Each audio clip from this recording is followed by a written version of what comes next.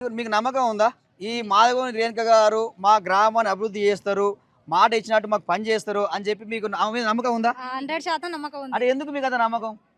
అంటే మేము చూస్తున్నాం కదా చిన్నప్పటి నుంచి వాళ్ళ వ్యక్తిత్వం ఏంది, ఆ! వాళ్ళ మనస్తత్వం ఏంది అనేది, ఆ! వాళ్ళు ఎలాంటి వాళ్ళనేది మాకు తెలుసు కాబట్టి హ్మ్.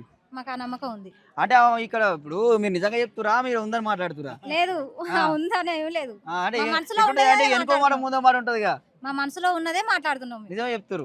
నిజమే చెప్తున్నాం. ఆ! మమ్మల్ని జనాలని మించి అయితే ఏమి ఓడు. ఓకే. అందరికి సపోర్ట్ గా ఉండి హ్మ్. ఊరిని అభివృద్ధి చేస్తాడనే నమ్మకంతోటే హ్మ్. మేము వాళ్ళని ఎంచుకున్నాం. ఓకే. ఇంకొకరు మాట్లాడతారమ్మా? రండి.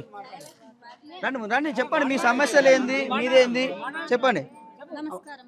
అమ్మ నీ పేరమ్మా? బొడ్డుపల్లి లావణ్య సార్. లావణ్య గారు. అవును సార్. చెప్పండి.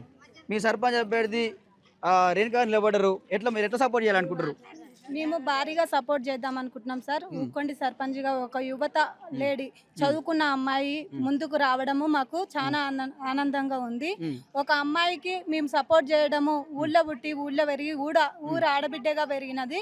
ఈ ఆడపడుచుని మనము గెలిపించుకొని ముందుకు సాగించుకొని ఏ పనులైనా చేయించుకునేంత ధైర్యముతోటి గెలిపించాలనుకుంటున్నాం సార్. ఓకే.